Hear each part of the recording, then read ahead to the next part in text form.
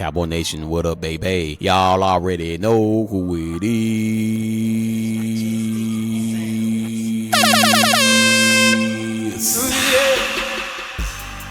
Welcome to the Gridiron Sports Podcast. I am your host, Majestic Sounds. Cowboy Nation, stand up, baby, and give the front office they props. Matter of fact, let's give them a round of applause for what they did in the draft this past week, baby.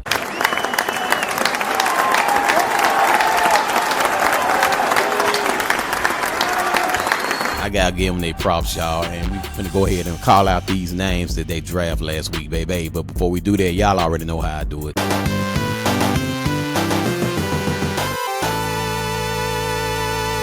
All right, Cowboy Nation. So let's run off the list of draft picks by the Dallas Cowboys last week in the NFL draft. So let's start off with round 1 and go all the way down to round 7. We actually had 3 picks in round 7. So one can argue they could have did better, but for what they did, they didn't do bad.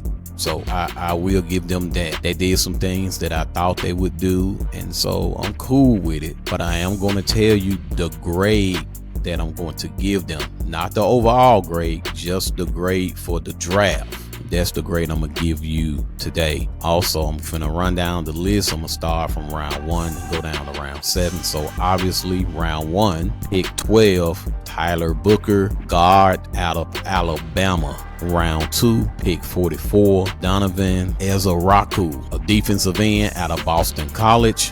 Round 3, pick 76 for Shavon, Revel Jr., cornerback out of East Carolina. Round 5, pick 149, Jaydon Blue, running back out of Texas. Also round 5, pick 152, Shemar James, linebacker out of Florida. Round 6, pick 204, Ajani Cornelius, offensive tackle out of Oregon. Round 7, pick 239, Mafah, running back out of Clemson. Also round 7, pick 247, Akingbesote, defensive tackle out of Maryland. And then last but not least, round 7, pick 251, Toia, defensive tackle out of UCLA. So those are the draft picks, ladies and gentlemen, that the Cowboys got this past week in the NFL draft. And of course, they got some undrafted free agents as well, but I'll just do another episode and talk about them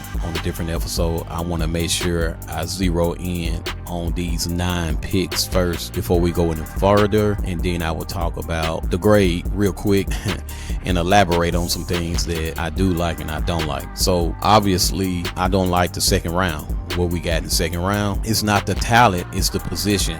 I feel like we should have got a running back in the second round. What you want to do is get the best 100 players out of the draft, and we got a plenty of defensive ends. Howbeit, I know some of them are on a 1-year contract, but just re-sign them when the year over with. Instead of getting another defensive end, arguably we got 5 defensive ends that can rush the passer. So I wouldn't have done it. We need a running back more than a defensive end. Now, I do like the fact that they double dip as I requested, as most of us wanted them to do, because this is a deep running back class in this draft. So they were wise enough to get 2 running backs out of this draft. So kudos to Dallas for that. But you got them a little too late, in my humble opinion. You want to get the top 100 players out of the draft. You want to get the best player available at the position, if all possible. And so I'm gonna give you my grade after I run down all of this.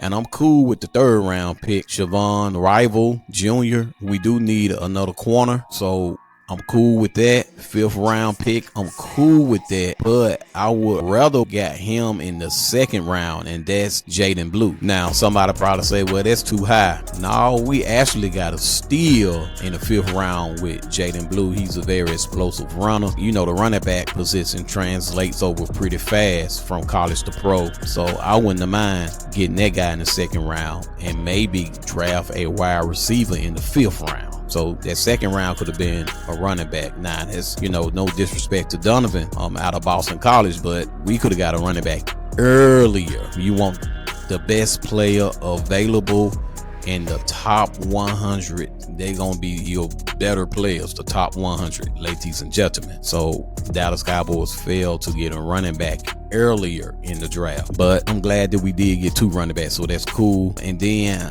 I don't really like the round 6 pick, Ajani Cornelius. Now, nothing against him.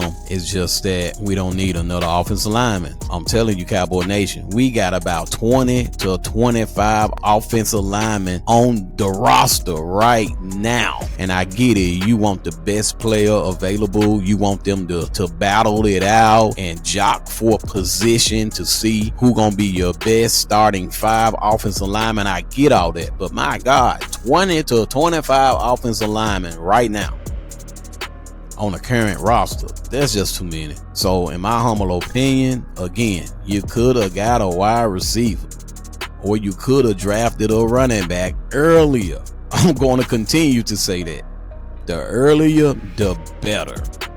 And I know it's a deep running back class, so y'all trying to save money and still get talent on the back end. I know what you're doing. I get it. I understand. But you want to try to get the best 100 players available. You want to draft at the position that you need first, or at least second. I'm cool with drafting the offensive lineman in the first round. I really am. But the second round got to be a running back. Got to. That's a necessity right now. And I get it, Cowboy Nation. Well, we gonna do running back by committee. Yeah, but you still gotta have the right running backs. You gotta have the right personnel.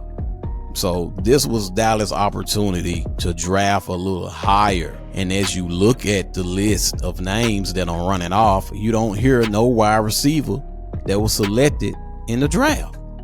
And to me, that is ridiculous. We got enough offensive linemen. So at least by the 6th round, you should have got a wide receiver, in my humble opinion. And then round 7, I'm cool with drafting, Phil Mafah, the running back. But again, I just feel like we could have drafted a running back earlier. And of course, we got 2 defensive tackles. We are very thin. Somebody said razor blade thin at the nose tackle position. But one can argue they could have drafted him a little higher. It's pretty much the same thing. As I look at the list, I would have drafted a couple of people a little higher, or positionally a little higher. Nevertheless, it was still pretty good, and I'm going to give Dallas Cowboys my grade for this particular draft. Just a draft, not free agency, not the coaching staff, just the 2025 draft. I give them a 86. So a 86, for those of you who don't know what that is a B minus. I know that's the old grading system from when we was back in school back in the day. However, 86 is a low B. 85 is a high C. So they barely made it past C. So that's what I give them. I give them an 86, which is a B minus. Now, one can argue that they did better with finding coaches that they did in this draft. One can also argue that they did better in free agency, the first wave of free agency, if you will. And if I were to grade free agency, I'd probably give them a B plus, maybe even an A, maybe a solid A. B plus. But finding a coaching staff and putting a coaching staff together, that's an A. That's a solid A for sure. Maybe even an A plus. That was phenomenal. They brought in some good coaches. Now it's the second wave of free agency now that the draft is over with. I'm hearing that the Dallas Cowboys are interested in Amari Cooper, bringing him back, and that's a good look. He already know Dak, and I'm sure he'll catch on with the offense. He knows CeeDee Lamb. He's very smart. He understands the route tree. He understands concepts, scheme, and philosophy. Very smart wide receiver, savvy wide receiver. And he will be a legit number 2. And if he catch on to the plays and the schematics and the philosophy of Dallas Cowboys approach, if he catch on to that really quick, which he has the potential to do, then he can be a number 1 option B. CeeDee Lamb will be your 1A, and Amari Cooper can be your 1B. I'm fine with that because we got the 3s, we got the 4s, Jalen Tolbert. Shout out to Jalen Tolbert. Shout out to Jalen Brooks. Shout out to Ryan Flo and even Jonathan Mingo. We do know that Jalen Tolbert is a solidified number 3. That's what we can go on right now. And Jalen Brooks can also be a number 3. Jalen Tolbert was drafted early, so he's going to see the field more. And Jalen Brooks was drafted later, so he's not going to see the field as much as a Jalen Tolbert. But Jalen Tolbert was more productive, and it worked. So we got our number 3, in my humble opinion. And you can rotate both of the Jalen's in and out of the lineup if you want to. But anyway, Cowboy Nation, those are my thoughts concerning the draft, concerning the second wave of free agency. That would be a good look to get Amari Cooper. So hopefully the Dallas Cowboys can get Amari. He is available at the moment. So hopefully they can, bring him in for a cup of coffee, maybe a 1 to 2 year contract, and that'll be it. So Cowboy Nation, that's my time. That is my conclusion. I give them a B- on the draft because I feel like they could have done a little bit better on a couple of things that I just previously mentioned. And we still have the ongoing problem of a number 2 wide receiver. So Cowboy Nation, that's my time. I truly thank y'all for y'all time. Listen, give us the thumbs up on this particular episode, and then sharing is caring. Share this content. Share it with a neighbor. Share it with a friend. Share it with an associate. Share it with your coworker. Share it with a family member. Share it with your significant other and even your enemy.